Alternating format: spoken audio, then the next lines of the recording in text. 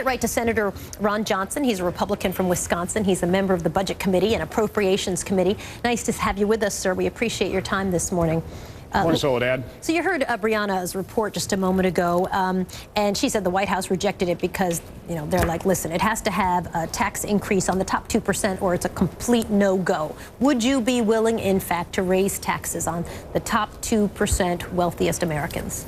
Well, Soledad, what I'm on this morning is to make the case for growth and how it's 10 times more effective than just increasing tax rates. Quick, few numbers. You know I like numbers. Yes, you do, sir.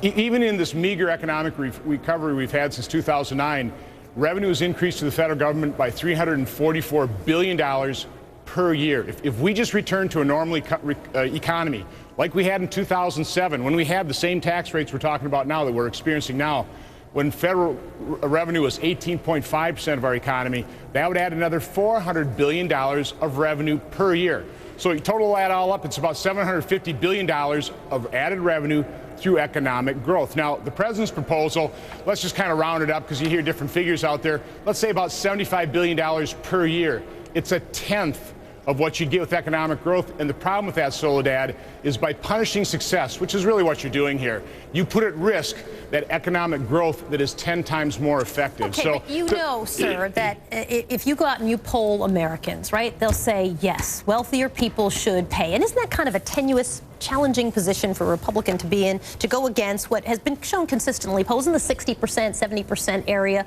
When you ask people, you know, should you tax that top 2%, most people say, yeah, you should. They should pay more money. Yeah, Soledad, I would imagine 98% of the American population would be in favor of that because we haven't made the case for economic growth. The American people really doesn't understand that economic growth is 10 times more effective. I think those numbers I just talked about proved it. You know, we shouldn't be playing brinkmanship, and we wouldn't be if the Democrats in the Senate had passed a budget over the last 3 years. I mean, that's really what we need to see is what is the president's plan. Okay, let's talk about the $75 billion. I want to talk about economic growth. That's about because the economic growth thing is okay. So hold on a second, Senator. Under Bill Clinton. Right. We had taxes at 39.6%, right, and we created 22 million new jobs. We cut them under George Bush. We had almost no net job creation. Why do you guys keep making the argument that low taxes for the richest people in the country are the key to job creation when history refutes that? Go ahead, Senator. Well, I mean, we could go do a history lesson, but I would argue that Clinton's economic recovery really dates back to Ronald Reagan when he cut rates to 28%. Hey, listen, I started my business in the 80s. So did Apple, so did Microsoft. Those businesses came to fruition in the 90s, and President Clinton, together with the peace dividend, also produced by Ronald Reagan, that's what created that economic engine. But I tell you what, let's take a look at just the Bush tax cuts. In 2003, federal revenue was a little under $1.8 trillion when those Bush tax cuts were enacted. 4 years later, in 2007, revenue had risen to $2.5 trillion. That's a 44% increase through economic growth. It actually works, and this president just simply doesn't understand that, and so as a result, he's going to punish success. We're going to put at risk the economic growth that we really need to create the jobs, to create taxpayers, to create the revenue we need to lower our deficit. So let me play a little chunk of what Congressman Becerra said to me just a few minutes ago. Elections have consequences. And the president ran his campaign for 2 years saying he was going to let the Bush tax cuts for the wealthiest 2% expire. He was very clear about that. For Republicans to do everything possible to shield the millionaires and billionaires from that tax increase is the reason we're still stuck. The moment they let go of that, we have a deal. So he says the moment you let go of that 2%, you have a deal. If that were the case, if the moment you let go, you have a deal, are you standing in the way of a deal? Are you potentially sending America over the fiscal cliff, 9.1% unemployment, and all the other bad things? Country goes into a recession, millions of people lose their jobs.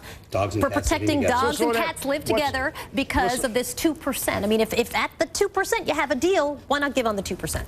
What's the deal? Okay, I get the 2%. I realize that'll raise maybe $75 billion the first year, which is 7% of our $1,090 billion deficit. What's the solution for the other 93%? That's what Republicans are talking about. Listen, this president has put forward 4 budgets. He has yet to propose a solution to save either Social Security or Medicare. His last 2 budgets, so unserious.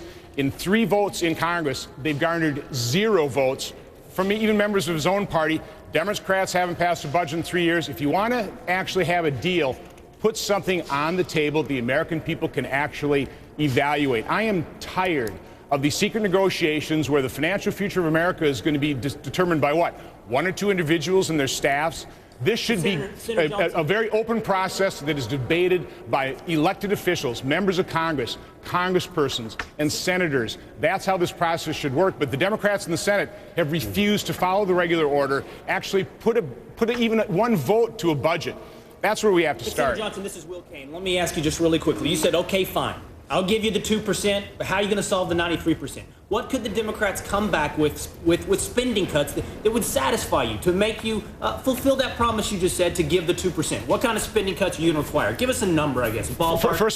First of all, I didn't concede on the 2% because growth is going to be better. What I'm saying is, before I would even consider it, I'd want to see their full plan. You know, Republicans have full plans. 2 House-passed budgets that included a solution to save Medicare that was used against us in the election. Republicans have proven to be willing to be held accountable. Democrats have not. I mean, can you explain why one Democratic senator hasn't put his vote to a budget proposal? Answer Will's question. But that's key. Good. Okay, no, and I give you that, but I want you to answer Will's question, which I thought was a great question. List for me, and I know we're low on specifics, really from both sides. So tick off for me the top 3 things that the Democrats should put on the table in terms of spending cuts that you would be cool with and that would make you feel good about the 2% that you've just given. Well, let's acknowledge the primary driver of our debt and deficit is going to be health care costs. Okay. And we have a whole new entitlement. But by the way, we've already got $1 trillion of middle income tax increases cooked in the books under Obamacare. Okay, so that's one. For the current budget. Obamacare, so there's one. So What's 2? And by the way, that is grossly underestimated in terms of costs. So we have to address that. We need structural reform for both Medicare and Social Security. Structural reform. Things that can't get taken away as soon as they're enacted, like the Budget Control Act. I mean, let's take a look at this. We actually put some spending restraint in the Budget Control Act, and everybody's trying to get out from underneath that deal. Okay, so that's we need structural reform. And then number 3 would be what? What would you cut? Well, Medicare. I'm not cutting anything. We are talking about restraining the growth of spending in these areas. And then I'd start looking at agencies. The other problem that is holding our economy back is the explosion of regulations. And I don't see that we're going to reform these agencies. The way you reform them is you actually cut their budgets, because that will force them to focus on the most important parts of the economy to have effective regulations. Senator. So I'd go after the agencies. I would put structural reform to save, and that's the portion. That's the important point, to save Social Security, Medicare. And we've got to address this health care law because it is a disaster. Medical device manufacturers, because of that 2.3% tax, they are moving overseas. We are going to crush innovation in this economy. And I tell you, another point I've got to make. I heard these CEOs.